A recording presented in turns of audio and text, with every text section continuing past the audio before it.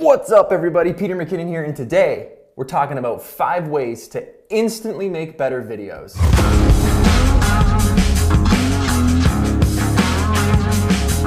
Welcome back everybody to another episode of whatever it is that we're doing here. I want to tell you guys about 5 ways to instantly make better videos that you can start doing today. They don't require money, doesn't require buying extra gear. They're just 5 things that you can do, 5 things that you can think about just to instantly up that quality, up that video game quality.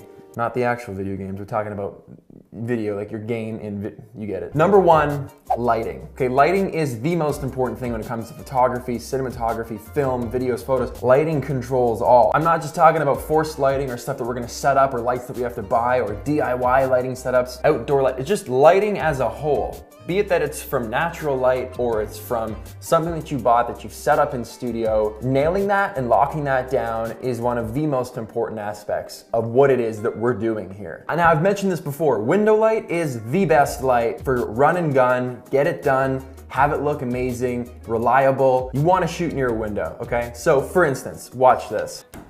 Now this is a great example of good window light. The window is literally right here. It's a nice soft light coming in. It's not too harsh, but it illuminates me nicely, makes me nice and clear, which means it's easy for you to understand and concentrate and focus on what it is that I'm saying. Now because this shot is so clean and the light is so even on my face, it really gives me a good wide range of capabilities when it comes to color correcting this footage and grading it because it's lit so evenly and so nice. Opposed to if I moved away from the window in the same room, you can see how that light loss is significantly different. It's much darker over here, which means you're gonna lose detail. It's gonna look a little more muddy, opposed to just standing close to the window and having the whole scene well lit. This is also, this clip right here, is gonna be more difficult to color grade, and it's probably gonna come out a little more grainy because we don't have enough light on the image as a whole. You see what a difference that makes? We're in the same room right now, lit by window light, but just by moving closer to it or moving further away or shooting in the corner of a room opposed to closer to the window makes all the difference in how the quality is gonna be perceived in your videos. And the same thing goes for if you're actually setting up studio lights or using the light that's just in your ceiling. The difference is substantial. If you wanna see more on how to do a DIY lighting setup, I'll link the video below that I did. Super budget. You can go to Home Depot, buy everything you need for like less than 50 bucks. But being able to lock that down and just think about where you wanna shoot in your house, where you wanna shoot in whatever building that you're in ahead of time. It's gonna make your videos easier to watch. It's gonna make that color grading easier.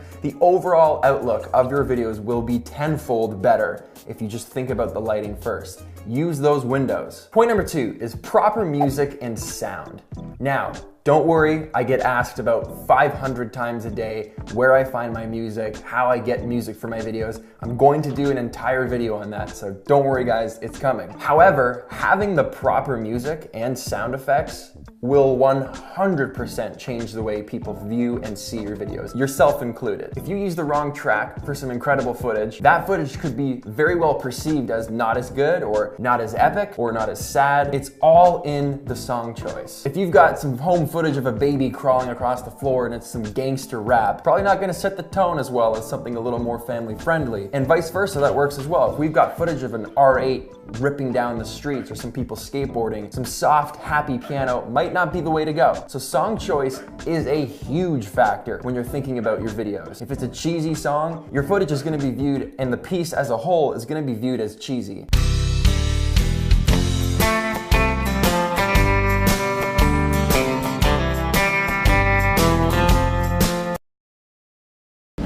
If it's a really, really epic song, but the footage doesn't match the epicness of the music, then you're gonna have a disconnect.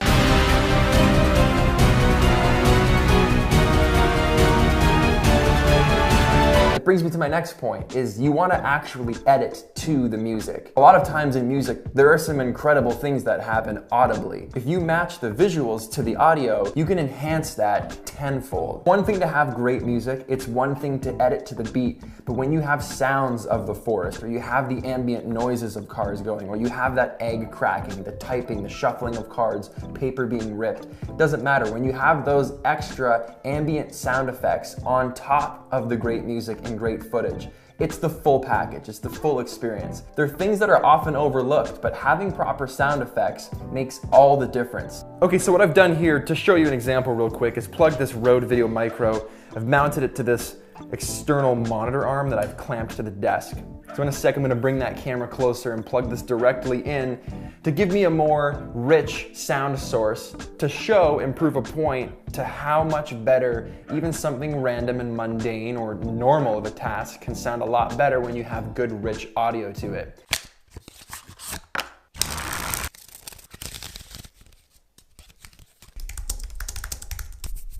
And now I'll show you a few of the same clips, but without a microphone, to show you that you don't have as much immersion into the clip that you're watching when it doesn't sound as rich.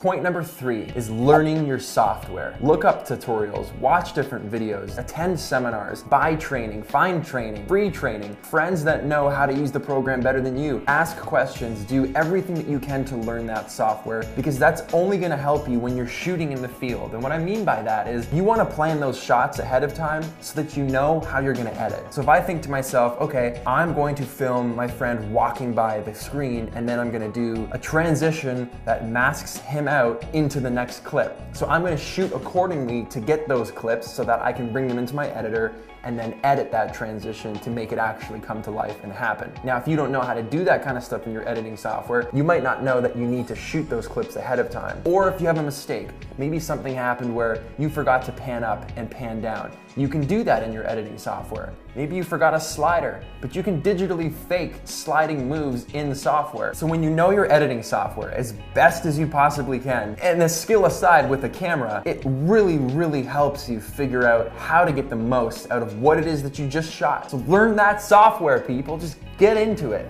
Dive in, lock the door, crack a Red Bull, and just go. Point number 4 is motion in your shots. This is one of my favorite things and probably one of the most overlooked things by people who are just starting or more beginners. A lot of people will just set their camera up on a tripod, film whatever it is they need to film, and then move to the next shot. But then you're left with a sequence of static, still shots. They may as well be images. Or if you're filming an event, a lot of people just throw the camera on the tripod, they hit record, they record for 5 minutes, they move the tripod to somewhere else, hit record again. But you're really not filming anything. You're not inviting us into that atmosphere. I don't know how it feels. I don't know what it looks like. I'm just watching it from a distance. I may as well be an outsider, just looking in, trying to see what's happening. Oh, that looks fun. Does it look fun? Nah, not really. Motion in shots is so important. It could be the most mundane thing, but if the camera's moving, it's helping move the story along. More motion is gonna give you more cinematic results. More motion is gonna look more professional. When you have moving shots, it looks like you put more work into it. And that's because you did. And the results are definitely a massive improvement over someone that just puts the camera on a tripod, or you're only cutting from static shot to static shot to static shot. Okay, point number 5, and the last point for this video, is the location and time of day. Now, obviously with locations, if you have an incredible landscape in front of you, if you're standing at the outlook over the Golden Gate Bridge, if you are in the mountains, if you're canoeing through Lake Louise, if you are at the tip of a volcano or deep in the jungle, yes, that footage is gonna look good inherently because where you are is just insane. It's a magical landscape, it looks incredible. However, these rules still apply to even if you're just shooting in your own office. Now, the angle of those shots in those locations is important as well. If you're in a nice jungle and you're shooting way too low, but you're missing all the nice trees above, that's stuff you gotta think about. If you're in your office filming a talking head sequence like what I'm doing right now, if I was on a low angle, this just doesn't look as good. It's just fact. There's way too much space above. There's nothing interesting enough above to justify why my camera is at such a stupid angle. If the angle was too high, you would all instantly be like, okay, pause 1 second. Why is that camera so freaking high? All of these little adjustments make a big deal. Another quick tip that I've seen a lot of people do that drives me nuts is clean up the background. Take the stuff off your desk. If you've got boxes in the corner, move them out of the way for the shot. Move them behind the camera. So many people just leave and garbage hanging around everywhere, and that stuff just looks messy, it looks cluttered. It doesn't look like you took the time to actually set this up nicely. That kills the level of professionalism. That kills some of the cinematic or the quality feel of the video that you're putting out. And the time of day is also very important when you're choosing a location and what you're gonna shoot. The best times of day for me, I like to shoot early in the morning or in the evening to later at night. Early in the morning and the evening because the light is usually the softest. The sun hasn't come all the way up, the light isn't harsh yet, the colors are usually really, really nice, and in the evening, you get that nice sunset. You've got golden hour right after sunset where that residual light is still kind of illuminating the sky. You're not gonna have any shadows, but the colors you're gonna get are gonna pop significantly better than they would if you were shooting at 12 o'clock or 1 p.m. on a really sunny day. Okay, so to wrap it up, we want good light. Find that window light or set up some studio lights. We wanna have good music. We wanna edit to the beat.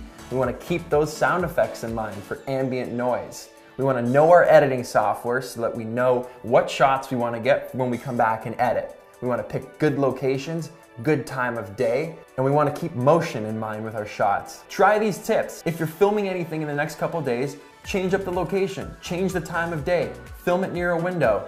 Look up a little bit more on your editing software and learn how to do a couple extra nifty things and think about those things when you're shooting. Your stuff's gonna go through the roof right away. I 100% guarantee it. So thanks for hanging out, guys. Hit that like button, subscribe if you aren't already, and I'll see you guys in the next video. It's gonna be a busy week.